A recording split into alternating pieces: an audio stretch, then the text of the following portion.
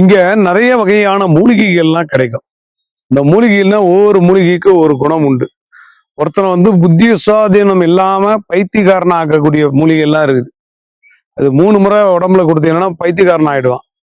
அதே போல உங்களை ரொம்ப டார்ச்சர் பண்றவன் எவனா இருந்தானா அவனுடைய பேரை அந்த இலையில எழுதி நல்ல நூல், வெள்ளை கலர் நூல் போட்டு நல்லா சுத்திட்டு சொல்லக்கூடிய ஒரு இடத்துல எத்தனை பழிச்சிட்டீங்கன்னா சம்பந்தப்பட்டவன் குப்சப் ஆயிடுவான். உங்க பக்கமே தலை வச்சு படுக்க மாட்டான். இங்க இந்த ஒருத்தர் கெடுதல் பண்ணணும்னு நினைக்கக்கூடிய குரூப் என்ன பண்ணணும்னா சில பொருட்களை வச்சு இங்க வந்து பண்ணிட்டு போயிடுவாங்க.